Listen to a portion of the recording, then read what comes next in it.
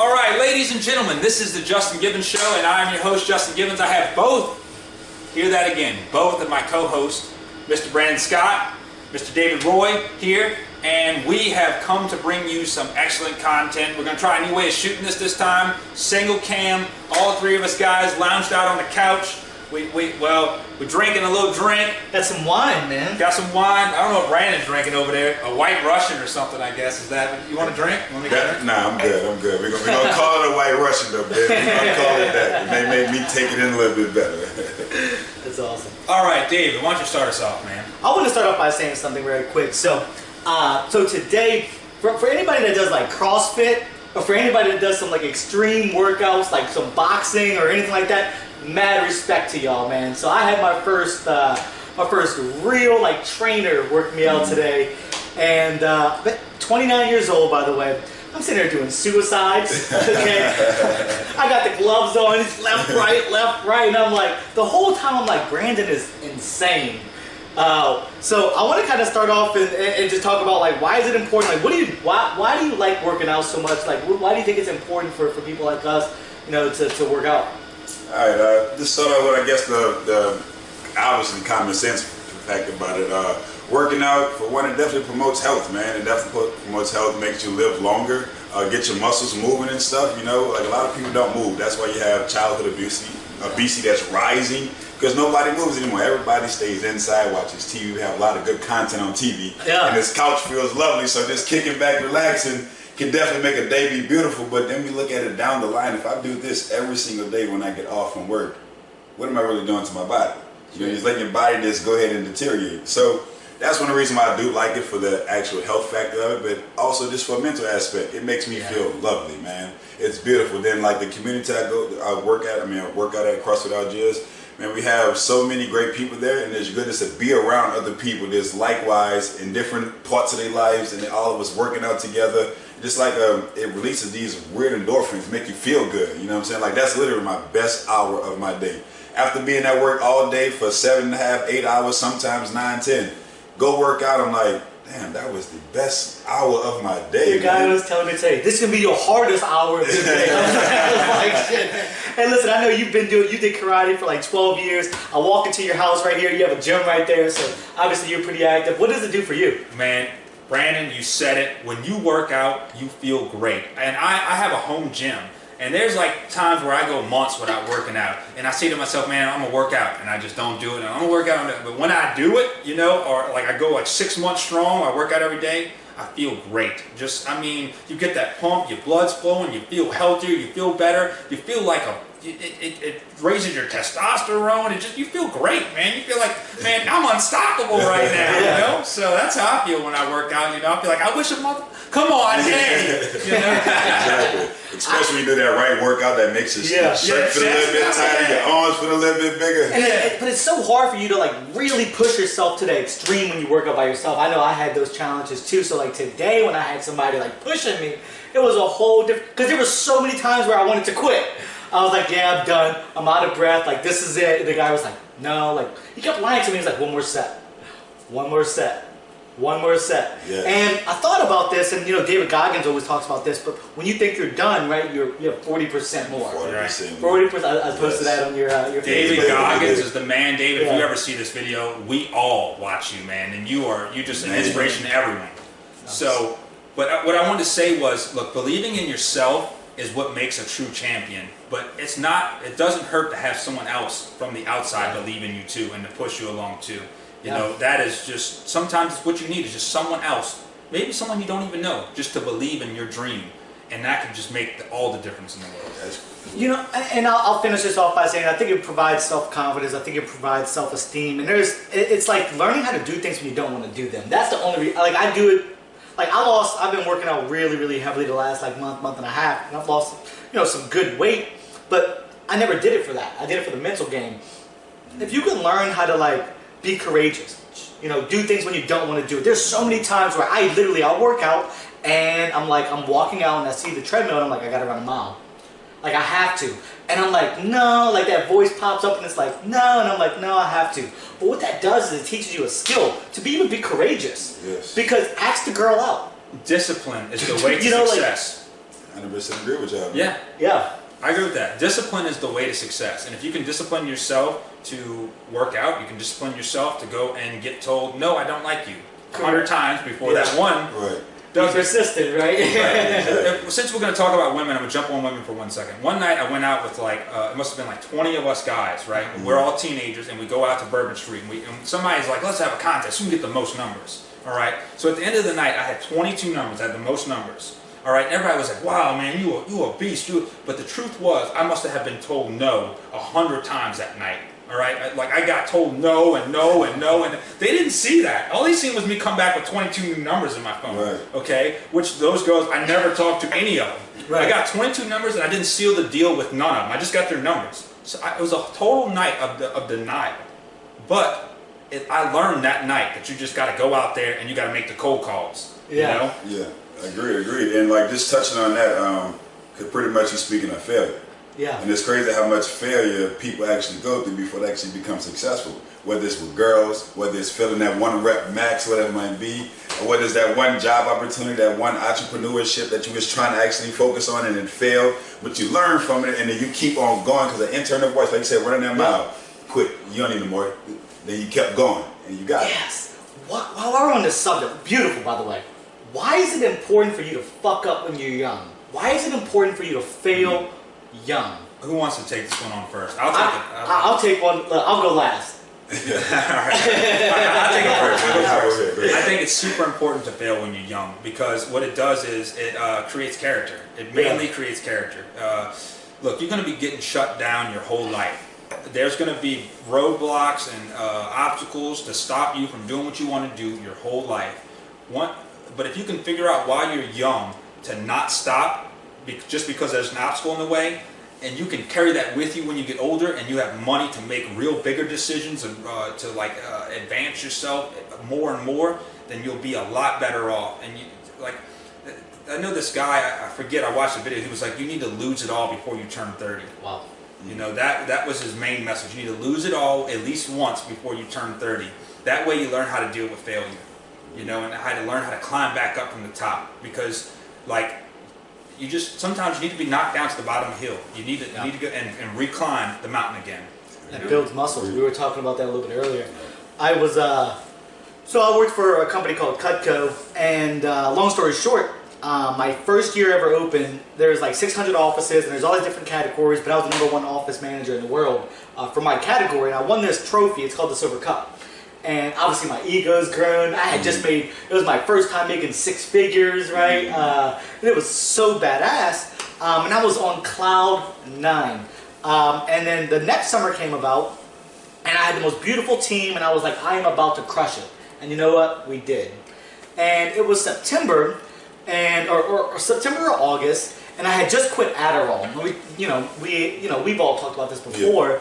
But I just quit Adderall, and when I'm telling you that like the worst started happening to me, right? When I quit Adderall, my body went into complete shock, and I started having like thoughts that I've never had before. So I had suicidal thoughts. By the way, if you've ever had something like that, you should definitely reach out to somebody. But this is in 2015. Withdrawal symptoms in effect. Yeah, 100%. Where like dopamine wasn't going to my brain. Now I want to kind of give an idea what happened to me.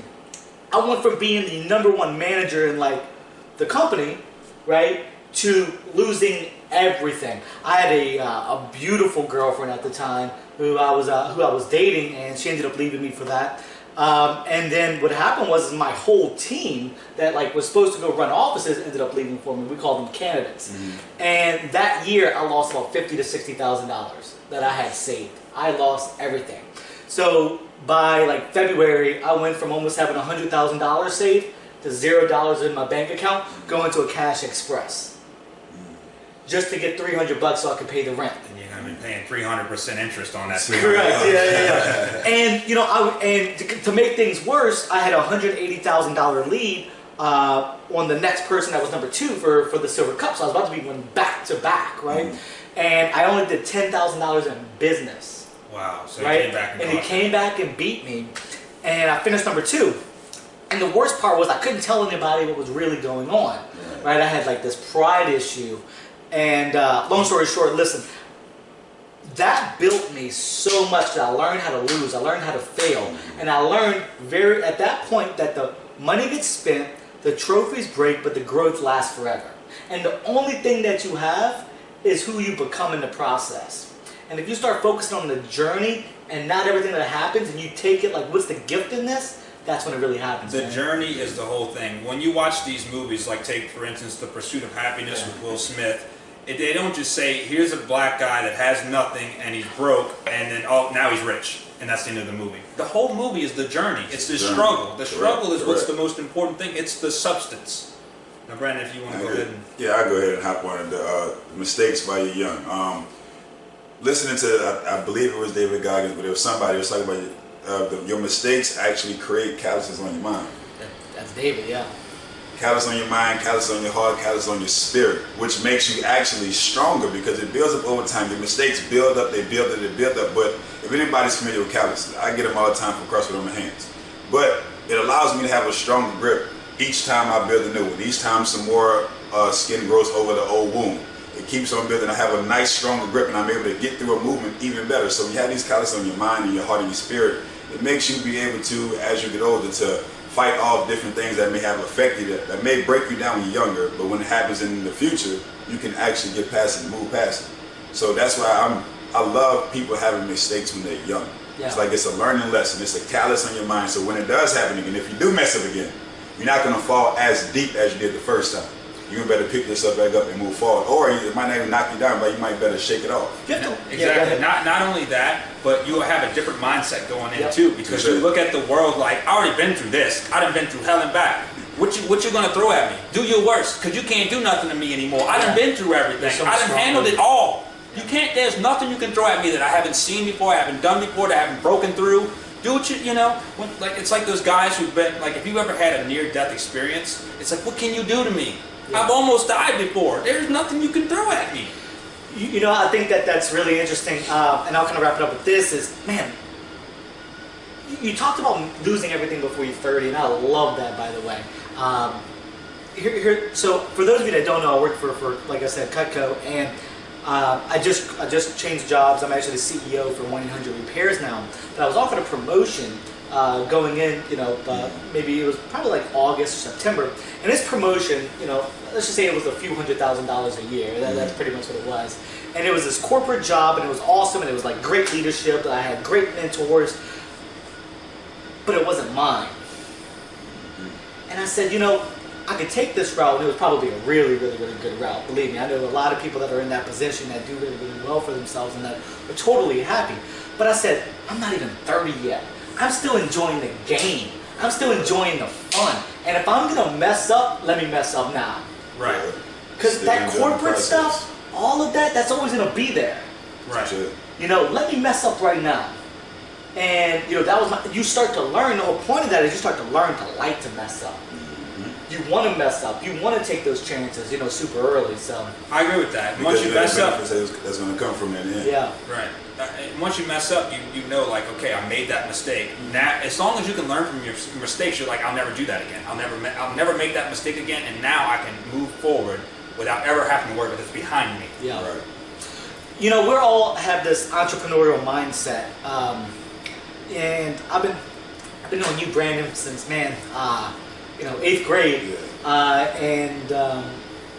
What are your thoughts on building a brand? So if you were starting a brand new business, and what are your thoughts on, what do you think are some of the really just key components on how to build a brand, how to sell yourself?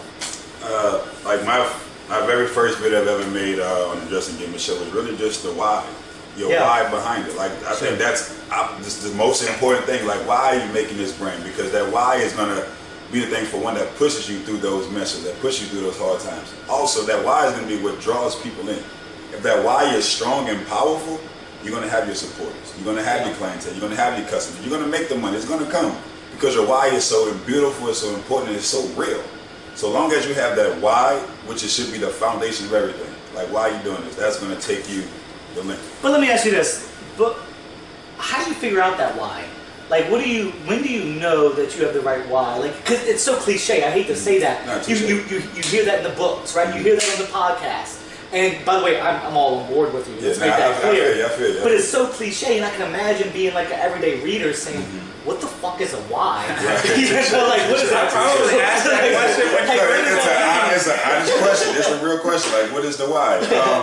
The why, whatever the why is, it has to be something so real and so pure that no matter what mess up happens in the world, it's like you look behind you like, this is why I'm doing it, because I want to get my mother and parents out of the situation they're in. I have a kid I gotta take care of. Yeah. That's my why. Is it bigger than yourself? Is that what you're trying to say? It's way bigger than self. Sure, it's generational. It's legacy. generational. Yes, it's legacy. It's so great. It's so grand because it can't just be about self. Because if adversity does happen, you got to have something that has so much of a great leverage on you.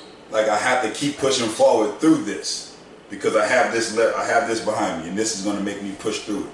And I know most people who have kids, most people have these extreme goals, most people have families and hardships, and most people who just want to see themselves in a much better predicament.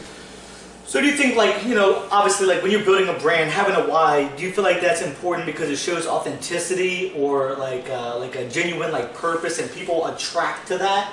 Like, people attract to saying, man, this guy's working hard, he's going above and beyond, or this girl's working hard, she's going above and beyond. They have this vision that's bigger than themselves. I want to be a part of that kind of like idea. Yes, I think it's both points that you said.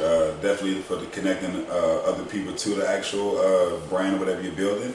And like I said, just for personal self, you know, it helps you want to go that much harder behind whatever your brand is. It's accountability. It's accountability because I care about it so much, so I got to do whatever I have to do to make it work. I got to do whatever I got to do to make it pop off for me. David, I want to hear what you got to say about this. Yeah, no, so I by the way, I'm all on board with this. So I'm actually... Just stick to the brand. Yeah. So number one is, I first and foremost, I do agree with you, okay?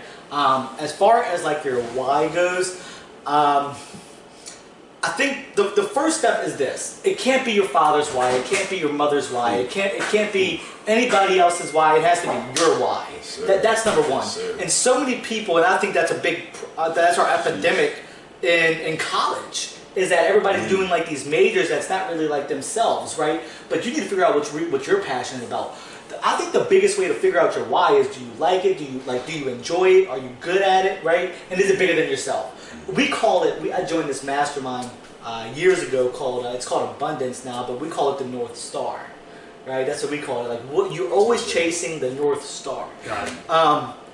So yeah, I'm on board with the why. Now, as far as like why, I think branding, if you were a brand new company. So 1-800-REPAIRS, just to kind of give you an idea, started like 15 years ago. Okay, and it was pretty successful back in the day, but I was pretty much hired to redo the whole company. So to revamp it. Correct. So all this, people ask me all the time, well, what's the numbers? Well, how much did y'all sell last year? And I'm like, well, that's the thing. It's like, I was hired for that reason. Right. You know, I was hired because I'm the guy to change the culture of the company. And, you know, we are doing a lot of branding, and I think that it's important to do it in all different directions. Whether it's podcasts or social media is so important, right? Yes, so Instagram, Snapchat, Facebook, you know, they're on Facebook. It's so easy nowadays. You can do ad manager where you can like pick out like certain age groups of, you know, married women or married couples that are from the ages of 30 to 45 and your customer base. Correct. And see, 20% of the people are going to give you 80% of the results. 80% of the people are going to give you 20% of the results. So you always want to focus on your market niche, right? Like your target market. Right. And that's what you want to invest the most in. So when you're branding, right? When you're branding, most people that say, "I want to dominate my space. I'm going to tell everybody." Right. When that's not the truth. You want to focus on your best ROI. Right. Return on investment. Correct. For those who don't understand. Right. Yeah. So you know, using your social media. I have this concept to tell at least 3 people a day. I mean, you could use billboards, very underrated by the way, DJs on radio stations. I don't know if y'all know, but a radio station, your ROI is better than an actual billboard. Right. Really? I actually heard a radio commercial that's pretty much saying that, yes, you have social media to get through. Yeah. What do people have every single day? Everybody hears it every single day, and it's the radio. Which is so weird because Correct. it's old technology. You would think that we would have surpassed it, but it Yeah. just sticks around. It's been going since like the 1900s. When you have that why, to get back on that, you're not embarrassed by it. Some people are embarrassed to talk about their brand. Man, y'all see my Snapchat. You see my Instagram. Look, I have a lot of people that follow me. But here's the thing: is I'm always talking about it, right? I was at a party the other day on New Year's Eve, and they were like, "You wearing your 1-800-REPAIR shirt?" I'm like, "Hell yeah!" Right. Like, it's New Year's. I don't care how many people I'm gonna see today, Right. right? Sure. And just being aggressive. And then the last thing I want to say about this, and I'm gonna let you piggyback off this. You have to understand that we live in a culture that wants instant gratification, or that wants like instant results. If you're branding out there, shit's gonna take a while. And you might not get paid for it. And you might spend money every week, every month. You might not get paid for it for a year, right? But it's gonna work out eventually. In the end, there will be a payoff. Yeah. I want to just say this: delayed gratification built the middle class. First of all, I want to say that. Yeah. He just said that Sunday. So, branding. You were speaking on authenticity earlier, and Yeah. I want to say that is very hard to find these days when almost everyone has a voice and almost everyone has a platform. It's hard to stick out from the rest, all right? So you hear certain people, like we wouldn't be mentioning David Goggins here. You can tell when he speaks, his words have authenticity to them. They are the gospel truth. You don't need to hear it anywhere else from anybody else. When that motherfucker tells you something, he tells you something, all right? And it's the truth. And that's why everyone loves David Goggins. And that's another thing. He ain't afraid to say motherfucker either, you know? He just tell you like it is. Sometimes you need to hear the MF word to be like, you need to listen to this. Pay attention to these words right here and let me accentuate them. Tony Robbins does that. You go to his event, man. You go to his event, he's like, "All right, motherfuckers," and everybody, all the women kind of they're like, "Oh shit." It's taboo. Like language, like punctuates the soul. It man. does. It does. You know, That's definitely an attention grabber. If you use a certain wordage and in a certain environment, it's like, oh shit. Why Like, do you think no come one on, motherfucker. watches the news? Because you're a robot. You're a robotic voice, and there's an accident over on nobody wants to hear that It's shit. no, this is it's just straight clean. The truth is today people want it raw. They want it right from the source. They don't want to buy the apple from the store. They want it right off the tree. And that's the same thing with knowledge. Yeah. So let me ask y'all this. Growing up, to kind of get back on this subject, you talk about like a why, right? So growing up, everybody has a dream. Why do you think it's important? And I would love to hear about your father in this and how he's just was so supportive for you. And this is one of my favorite stories, by the way. But why is it important to have a dream? Let's start off with you, Brandon. Dreams are so important. That's definitely my phone. You hit stop on that. We all have it happen to us. If he's out of practice, we usually turn them off. I'm sure mine will be going off here. Yeah, man. That's my food schedule, man. I appreciate you holding it down. But yeah, having a dream is so very important because, like, I look at things like I don't look at things as nothing as a coincidence. Sure. So you have this dream for a reason. Yeah. Maybe that dream has come because you have something inside of you, this certain set of skills that you can actually make this achievable. Sure. Granted, you have the childhood dreams, like everybody wants to be some sort of superhero. You might not be able to be a superhero in the light that you thought, but you could probably still become that superhero like a teacher. Or you could be that superhero as a doctor. You could be that superhero as a lawyer. You could be that superhero as an entrepreneur.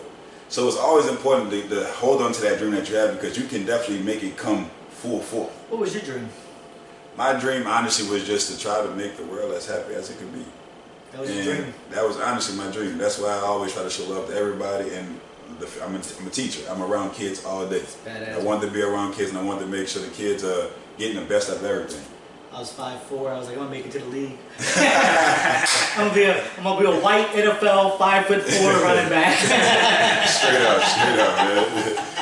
I feel like definitely that, those sports dreams were always there. The same thing, superhero dreams, all that was there. But as I got older, I was like, man, I just really want to make people happy. Yeah. Like, that's my soul. I just want to make people happy, do whatever I can to make anybody smile, make them happy, whatever it might be. Let's dig deep on that. Was there a moment, was there a time in your life where that changed? Was there a moment where you said, wow, this is what my destiny is? I want to alter my life to really just impact people? Yes, actually it was. For one, myself, like, I wasn't always the happiest kid. Like, I had anger management issues, but nobody ever knew. I dealt with this stuff internally. I kept it to myself, so like, I know what I had to do. I have to. I was like, I gotta keep this posture up. I gotta stay happy, be happy for everybody else. So I can make everybody else feel good. then like throughout college, you know, everybody's always coming to me for advice, and like everybody, people I really didn't know too much, women, dudes, everybody about everything. And I was like, well, maybe this is probably what I should be doing. You know, it happened while I was in school. I'm like, maybe that's just school. Maybe that's just what it was. I'm the cool guy, everybody felt like could talk to me. And it got outside of school, it was people that I didn't even like. They still was coming to me for advice. Yeah. Hey, what you think about this? What you think about that? I know I could come to you. Our family does it, right? Because we were just had this conversation Sunday. Brandon's the reason why I went and did this. And like those things, I'm like, well, maybe this is really what I need to be doing. But the turning moment, like I said, when I made that first video, it was this kid. He's a troubled kid at our school, getting a lot of trouble. His family was in and out of jail. His father is, I think, serving a bid right now. And he came up to me one day, like all the kids call me Uncle Scott, Brother Scott, whatever it might be. But this kid was like, man, Mr. Scott, you're like, you're the only father figure I had. Wow, it's powerful. That's powerful. And I didn't know how to take it. I was like, shit. Now I really have to move completely different. And I think that was a situation that pretty much turned the leaf for me. Like, okay, I got to make sure I'm moving correctly because I got people watching me. And it's also, I want them to watch me because I want to give back to them. My purpose is to make them happy. Exactly. And you can't let them down. And I can't let them down. Like a leader, usually the role is thrusted upon you. It's not something, you know, it's something you can earn, but most of the time it's thrusted upon you. And like, failure is not an option in most of those situations. Yeah, you had a really interesting childhood. Your dad was a little bit older, you know, when you were born, and you know, from what I hear, obviously he was a really energetic, inspiring person, and we live in a generation that, you know, when you were a kid, and I said this a little bit earlier, but we live in this generation when you're a kid, you're like, hey, I want to be a fireman, right? Mm-hmm. Or let's say I want to be a doctor, and then you live your whole life wanting to be a doctor, and then one day somebody says, hey, you know, I don't know if you know, but you're going to graduate with $100,000 in debt, $200,000 in debt. Mm-hmm. Hey, Brandon, I don't know if you know this, but you're going to be in school until you're like 31. Mm-hmm. And then we live in a society that creates doubt. Right, all very the much time. so. Yeah. But you were brought up in a different way. Like, talk to us about that. Well, I had a very supportive dad. Man, my dad encouraged me no matter what I wanted to do. Yeah. All right, now his dream for me was originally to be a lawyer. That's what he wanted me to be, a lawyer. He was like, you get to wear a white suit to work. He had never worn a white suit to work before. And I guess that was his dream, you know, to be able to wear a white suit to work. That probably meant something back in his time. You know, you get to wear white, that means you don't get dirty. You're in a suit, it means you got money, you know. So very visually successful in his eyes. But I wanted to be an entertainer, you know. But not only that, through everything I ever wanted to do, he was always like, you know what? Like, I remember, like, I started dancing, okay? And he was like, man, you are a fabulous dancer. I probably didn't know what the hell I was doing. I was like, man, you dance really well, you know? You know, he's like, you just keep doing it. You're great. You know, my dad, he didn't know how to play a lot of sports, but he had paid a guy to, like, train me, you know? And he would watch sometimes, and he would be like, you know, you're absolutely great at that. You do so well. Look how athletic your body looks. That's when I first started working out. He'd come and watch me work out. He'd be like, wow, you have the body of a god, you know? So you just keep it up and you're going to be the most beautiful man around. You know, he just, no matter what, he like always supported me, like all the way from the top to the bottom. He would never let anyone talk down on me. You know, he'd be like, don't you ever say anything like that about my son. If anybody said anything bad about me, and he didn't say it in a mean way, like I'll mess you up. Like, you don't do that. Don't break the spirit. You know, and he would, not just me though, he would encourage everyone around me. You know, any of the one that I brought by that were my friend that stayed by us, he would encourage them too. You know, he would, Brandon could tell you, he used to come over and my dad all the time would never ever put anyone around him down. He was like everyone's stage and he was everyone's audience too.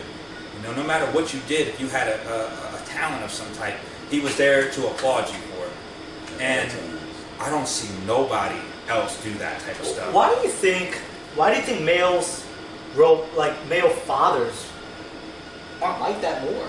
Do you think it's more of like a masculinity, like they're not supposed to be like that? They want to build character. Like, what are some of the reasons why you feel like that doesn't happen? I think a lot of it has to do with ego, and a lot of it has to do with them being improperly raised. So the way they were nurtured, they're projecting their childhood onto their own son, they figure, well, this is the way I was raised and I turned out okay, so let me just follow suit and copy the same way and just make little changes, various little changes, and eventually I have a son that's like me, just a little bit better.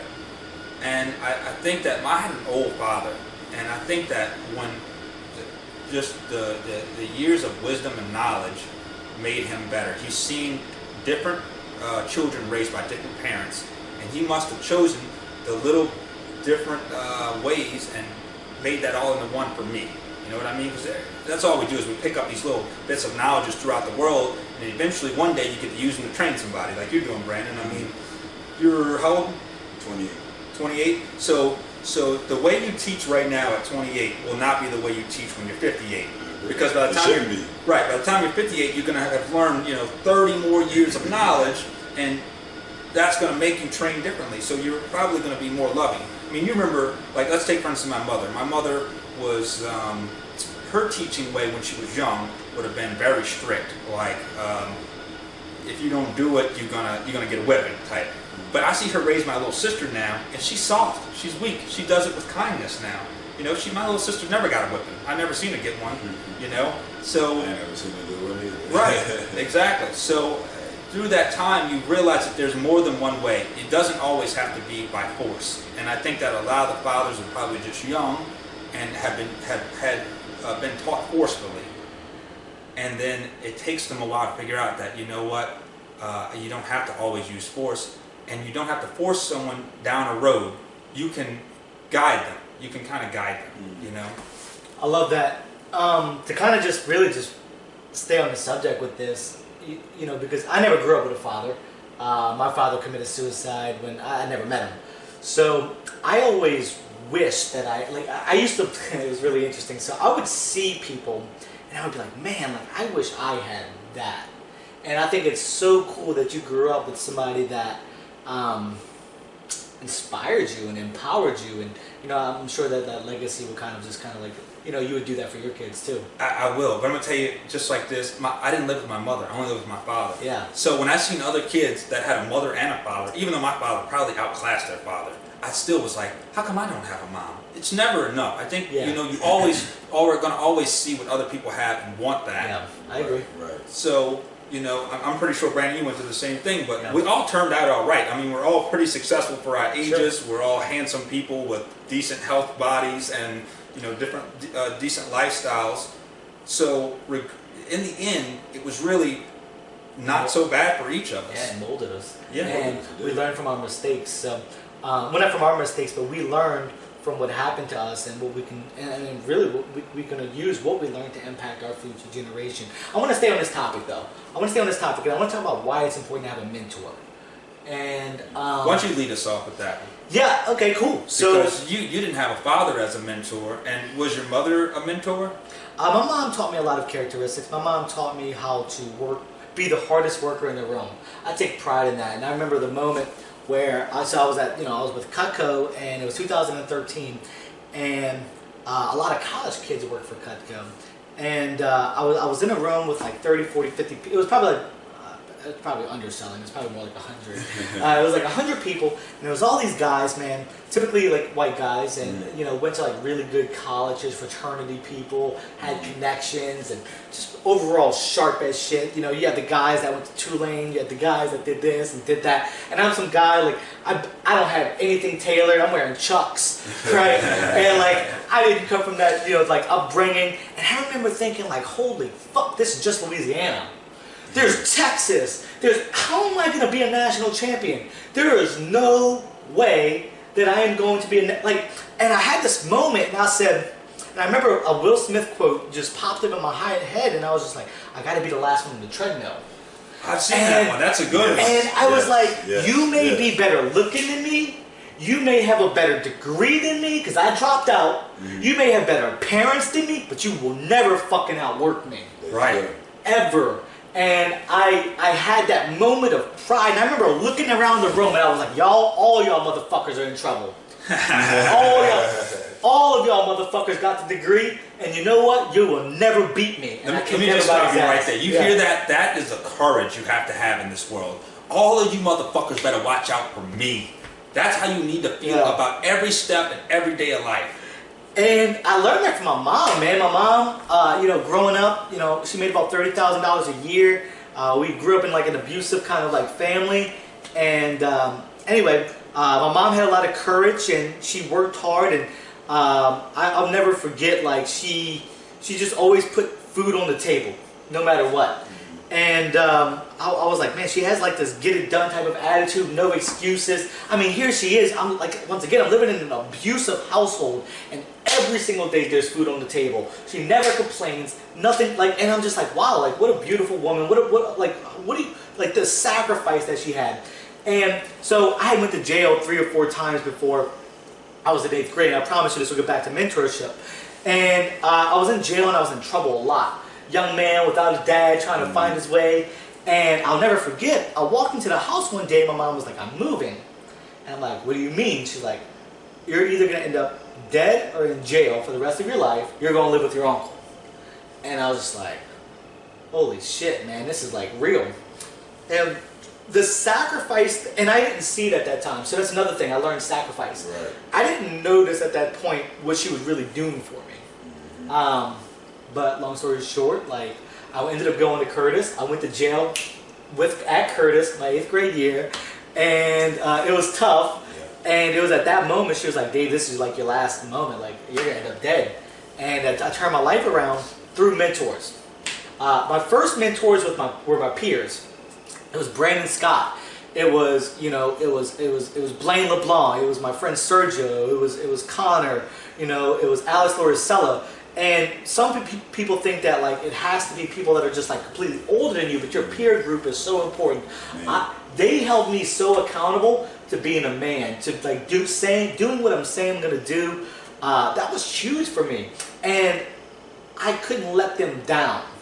I met a guy named Robbie Green, and his parents were like the perfect family, like. Yes. Authentic love, like, you know, like when you look at somebody, you're like, they were really in love. Right. The fucking perfect love, and I'm like, What's that movie Pleasantville where they got the perfect family? You ever seen that with Tobey Maguire? It was just a beautiful. I've never seen it, but it was just a beautiful like family, and I was like, man, like he taught me how to be a man. As I got older and I got to Cutco, I learned there are different types of mentors. You can have professional mentors. You can have a personal life coach. You can have a financial coach. And one thing I would recommend to everybody in here is let your ego down, right? So I never grew up in a family with finances. Well, I started making $200 grand a year, and I blew it all. I didn't know how to use my money, right? I've heard a lot of people say, "Oh, if I get that much money, I'm gonna know how to handle. I'm gonna put this, It's our blueprint. You're gonna make mistakes for sure. You're gonna make mistakes, but here's the thing. This is my whole point. Mentors close the gaps. If you can either go you can go A, B, C, D, E, F, G, all the way to Z, step by step, and go through that pain, run through the wall, or you can read a book, get a mentor, and you go to A to G. Because a mentor has already done what you're seeking to do. So you can learn from their mistakes instead of having to make the mistakes yourself. Shorten the learning curve. Correct. That's the importance of a mentor. So your mentors were all good people. Most of my mentors were the opposite. My dad rented apartments for a living, and we would hire workers to help us fix up the apartments, and they were mostly people who couldn't pay their rent. So all of our workers were crackheads or alcoholics or drug addicts or gambling addicts. They were all like the worst of the lot that had picked up trades throughout their life and would help us fix up our apartments. And naturally, my dad was from the old school ways where your son helped you work the business. Right. So I would work with these guys, and I would hear some of the craziest, nastiest, horrible stories in the world about, trust me, you don't want to hear some of them, but like most of the guys' stories would be like this. I've been in jail on and off throughout my whole life. I've tried every drug there is, and I used to be this, but now I'm this. And those are the guys who I hung out, spent most of the time with throughout my life, guys like that. And so I heard all of these horror stories, and I remember like my dad would encourage them to tell me this, and then he would be like, remember this, so it don't ever happen to you. Wow. So, and like I was going to go back to one other point here about wanting what you don't have. I remember when I was in 8th grade, I had this friend, we were in 8th grade together. We were both pretty much alpha males. And one day, his dad played basketball with us. Yeah. And he had a young, vibrant dad. His dad was probably, 31 or 2. He was a handsome guy. He was athletic. And we played basketball. I had never played basketball with my dad before because he was an older guy. I remember being jealous. I remember being like, man, I wish I had a youthful father. But then again, if I did, all the knowledge that my dad had that he passed on to me, he wouldn't have been able to do at the age of 31. Right. My dad was 66 when I was born, and when he died when he was 86 and I was 20. That was 86 years of knowledge, not 31 or 41 or 51. Right. It was 86. You're still a kid at 31. Yes. Right, very much so. Remember when you used to think you'd be an adult when you were 20? Like, I'm gonna be an adult in a year or two, When you're 18, when you're 21, you think you're grown. And then you look at that 18-year-old you and you're like, wow, you didn't know nothing. You didn't know shit. So I was stopping a young lady the other day, and I sent her a joke, right? Just like I was like, just sent her a joke, and she's like, oh my God, you're so lame, right? And I was like laughing. I was just like, never lose your inner kid. Right. Never lose your inner kid, man. Like, it's like, and by the way, and I don't, when you're an alpha male, right, and you are an entrepreneur or a teacher or, I've seen it so much in business. People are serious all the time. And I'm just like, smile, brother. Like, everything's gonna be fine. I love laughing. I love cracking up and just like being corny. You can't lose that inner kid. Especially if you want to be a salesman. Which leads me to another topic, why it's good to have a sales job young. I mean, I know you had a sales job when you were young, so I think that or not necessarily, it doesn't even have to necessarily be a sales job, but a job working with people, selling yourself to people, entertaining people, anything like that where you're around people, you have to hold their attention and then focus it onto a singular point, whether that be buying something or coming to a meeting or staying to watch a show, whatever that may be. You have to take someone's focus off of their normal day life and focus it onto something you want them to do. Yeah. I was in college, and I was at Southeastern Louisiana University. And by the way, he knows this because we were in the same debate class. I failed, by the way. I'm in debate class in college, and I used to be the guy that would like have the flashcards, right? I'd practice my whole speech, and I would go up there, and I'd be like, "Hi, I'm Dave. Panic attack. Sit down."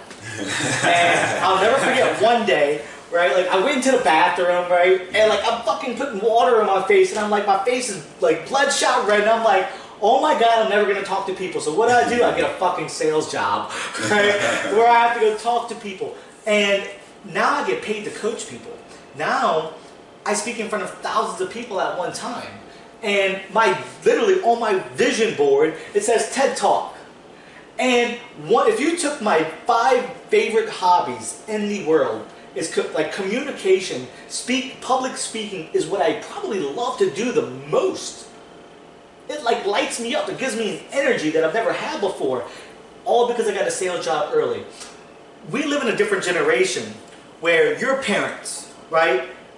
College was great for them because the degree's value was so much higher. And by the way, I don't disagree with going to college. I think networking, and if you're going to be a doctor, please go to college, right? But to get back to your point is, the thing is we lose all of our ability to communicate with others, right? And getting that sales job early for me taught me how to do that. It taught me how to build referral base. It taught me how to build rapport. It taught me how body language. Body language is a must. It's amazing. Right? It's amazing. That's what you mostly communicate with, man. Right. Correct. It taught me how to gain confidence. Yes. It changed my life forever. But what I was saying. It taught you how to stare deeply into people's eyes too. This guy's got a fucking stare. I'm telling you, man. Look, we tried to take a picture the other day. He stared through my brain. It felt like. Look, you know who you are out there, but I've been getting told that my whole life. I worked with these 2 young ladies with Cutco. And they would always tell me, they'd be like, man, why are you looking in my soul? And I'm just like, what you talking about? It's so true, though. This guy will I'm just look right intrigued. through I you. want to know what you're about to say. Because I'm so present. I'm so curious. I'm so Right. genuinely interested. Like, I fuck all this surface level bullshit. What's in there? Let's get Drew down to the core. Like, that's what I want to know. And you know what's crazy? Like what I realized by you saying that, why people have such a hard time looking each other in the eyes, because for one, they're not used to somebody being fully present to really let me. I really want to know what you're saying. What are you talking about? I really want to feel what you're feeling. You think Talk you to can me. beat him in a stare contest? I don't think Probably I can do it. Probably can. Probably can. The next day I called you up. You remember that? I was like, man, when you were looking at me, you were really looking at me. It was on his mind the next day. Like, man, look, I couldn't even sleep last night when you were looking at me kind of hard. If he was trying to sell me something, I would have called him and been like, hey, man, look, I'll buy whatever you got. Just don't look at me like never again. Don't do it again. But you know, like, so to go kind of go back with that, with the college thing, is when I was hiring young entrepreneurs, parents would tell their kids, do not get a sales job. Don't get a sales job because it's different and it's not secure. Well, I have news for you. Security is 1990s. Security is the 1980s. Security is the 1970s. That shit doesn't exist. We want impact. We want vision. We want why. We're doing something that's bigger than ourselves. Security is if you want to be mediocre. It's for mediocrity. It's not for go-getters. School teaches you how to be an employee. True. School teaches you how to follow. I was an F student, directions. a D student, a C student. I dropped out of college. I was a senior in college, and I went just because I wanted to be with my friends, right? But I was a senior in college taking remedial math. I had no interest in learning Spanish. I wanted to close fucking deals. Look, not to make fun of anybody here, but I'm going to point something out. This is kind of crazy, though. 2 out of 3 people sitting on this couch right here dropped out of college. 2 out of 3 people. This man and this man dropped out of college. I went all the way through, okay? And I went back for 2 more years. Yeah, I did. 2 out of 3 people own their own business sitting on this couch. Ooh. Nah, hey, look, I don't mean anything. Hey, that's fine. I'm not taking no harm to that. That don't bother me. That don't bother me at all. He's about to come run this thing with me, man. What you talking about? Yeah, true.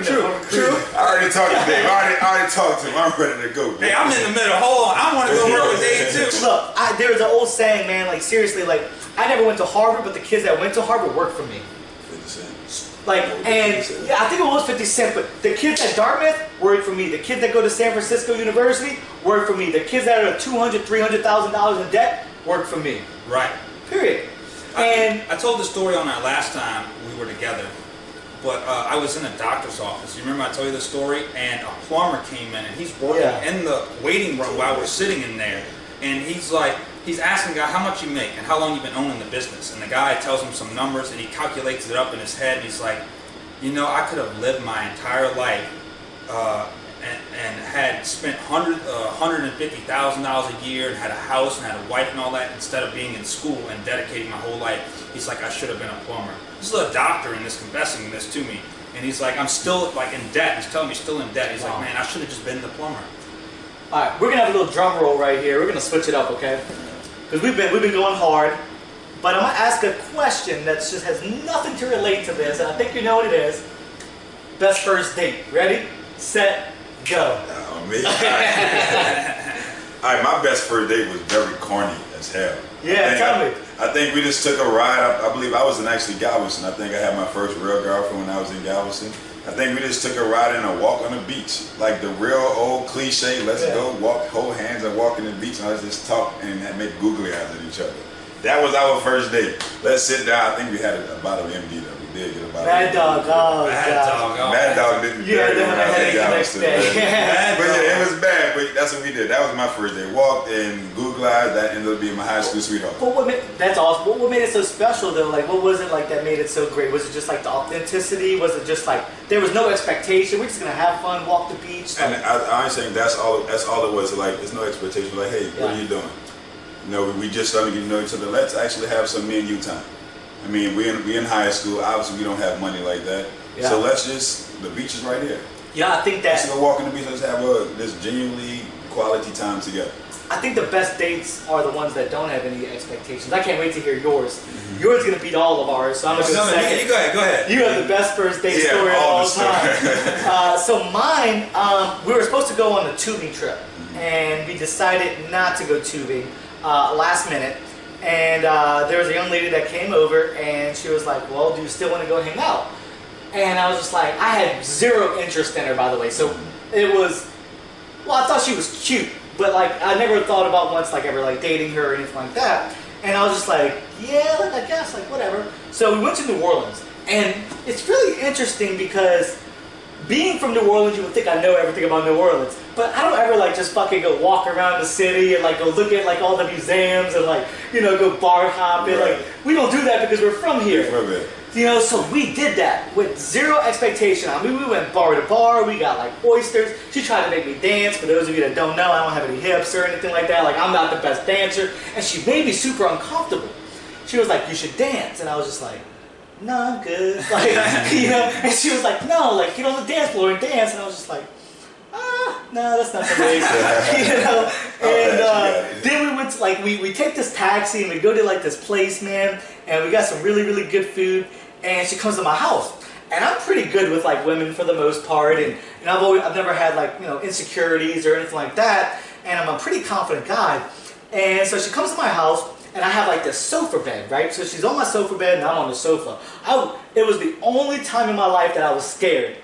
Like I was like completely scared, so I wouldn't even get on the same bed with her, right? Like I'm on the sofa, and she's just like looking at me like you're dumb, right? She's just like, we both know like what we're thinking or whatever, and she's just kind of like looking at me. She's like, "Are you like whatever?" And I was like, "No, you can just go ahead and sleep on the sofa, right? Whatever." And literally, like, I don't know why, but I froze up, and she went to like my room, and I slept on the sofa or whatnot, and it was just like this super like all night was just like pure awkwardness, right? I was just like, should I go in there? She was probably thinking, should I go in there? And I was like, fuck it, like I can't go in there. And it was the only time. The reason why I thought it was the best date is it was the only time in my life that I got nervous. I got scared. You needed that little devil on your shoulder. Yeah. Like, go in there. Yeah, no. Kick that door down and jump on her. No, man. And I was like super nervous about it, so I was like, you know what, I'm not gonna do it. And the next day, like she came over or whatnot, and like it took me literally forever, right? She's like in the bed, we're like just hanging out, we're like watching a movie, and like she pretty much like was like, you're never gonna make a move on me, bro. And I don't know why I was so nervous. So anyway, was it fear of rejection?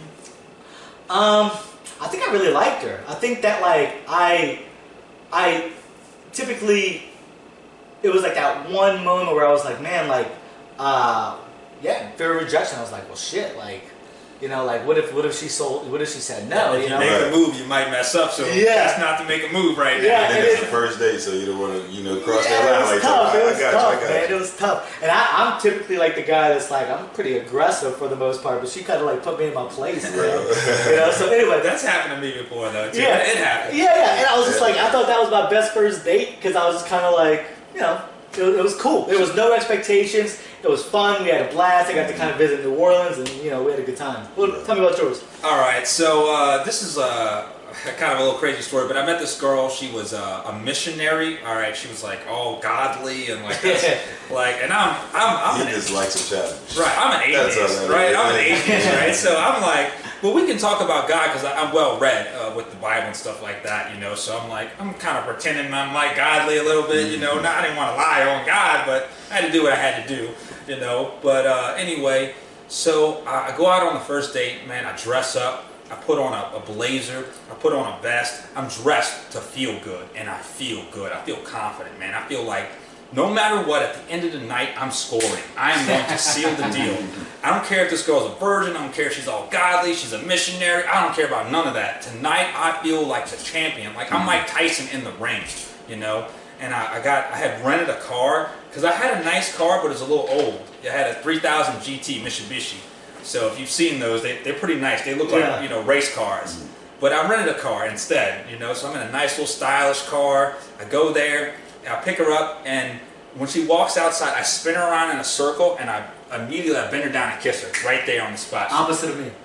I can't believe that. Complete opposite of me. I went in for the kill. I wasn't like, I knew. I just felt so confident, man. I just felt like I was on my game, man. It was just like nothing was going to go wrong. And I think that maybe my confidence like was in the atmosphere and just like made everything just go through. So she was nervous, man. When I kissed her, I felt her body literally shaking on the inside. You know, like, you know how you like get nervous a little bit and you sometimes get those shakes, especially like when you're young and you got caught doing something or something like that. Yeah. She was shaking. And I was like, you know what, just calm down, it's gonna be all right. So I had brought 2 bottles of champagne and some champagne flutes, crystal champagne flutes, real beautiful, glass to drink out of. I pop the champagne, I pour us a glass. We have about a half a bottle, and we go to dinner. And we eat dinner, and after that, we come out, we finish the bottle, and there was a little beach. And I'm like, let's take a walk. So we take a walk, and we drink another bottle, and long story short, we end up in the back seat of my car at the end of the night. Gosh. So I had sealed the deal, and she loved me, and I loved her, and it was all good. And I just felt like I couldn't be stopped that night. Sometimes, I think it had to do with everything. What I was wearing, the little bit of champagne, the way she was looking, the way I was feeling. I just felt like I couldn't be stopped. Like I felt invincible. That's awesome. Complete opposite of mine. So He didn't walk on the beach like me, so you gotta listen to that. Right. The beach always just makes it subtle. All you need was we had Mad Dog though. That's what messed up. You'd have had some champagne. And it was 2000. That was my fault. We should have drank more alcohol. 2006. We should have drank more alcohol. 2006, 2007, man. I didn't know what liquor was like that. I was drinking OEs. Yeah. Let me just say this: if you don't have a Mad Dog or a Four Loko story, you need to get out more. Yeah, you need to have a story with one of those drinks that was horrible. If not, get out more. But to go with David just for 1 second, I'm gonna jump off topic. There was a girl that I was super in love with, right? Yeah. This was like 8th grade or something like that, and she was the most beautiful girl in class, and all of my friends wanted her. Every guy wanted her. We all wanted her. And then one day, I needed a ride home from school, all right? And so her mom brought me, and we're chilling out in her room, and we're doing homework together, and she kissed me, and I kissed her. So we liked each other. So like a couple of weeks later, she snuck out with a friend and didn't have a ride home. And it's like 1 o'clock in the morning. But I used to tell stories at school how I used to steal my dad's car every now and again. So she calls me up. She's like, you think you could steal your dad's car and come and get me? And I'm like, no, I just got caught like a few days before. My dad was like, I could go to jail for this, And she was like, if you come and get me, we still have a little time before I have to go home. I can spend that time with you. And I was like, out the door, threw on some clothes out the door. I cranked up the car, and we used to keep it in the garage, and my dad heard it. And as I was pulling out, I heard him yell my name, Justin! And I just rolled down the window. I was like, I'm sorry, Dad! And I left. I went and got her. I bring her back home, and we're laying in the bed, and my friend don't work. We're both naked in the bed together with the girl that I'm in love with, and everyone's in love with. She's the most beautiful girl in the class, and it won't come up. It won't work at all. And I'm like, I don't know what's going on. This has never happened to me. She's like, you know what? Just calm down. It's all right. Let's just lay here for a little But your ego is just like, no, fuck that. No, you don't understand. Get the fuck up, man. Shit. I'm so nervous because I never thought I could get this girl because she's everyone's fantasy, Right. And like, no offense, but I had some handsome friends. I'm not gay or anything like that, but I would have think that they would have been more of her type than me. Yeah. And she chose me. I couldn't believe it. And then she's naked in bed with me, on top of me, where she's laying on top of me, and this guy is as limp as a noodle. No. And she's like, you know what? Don't worry about it. Let me just give you a massage. And she's like making me more nervous because she's on my body. And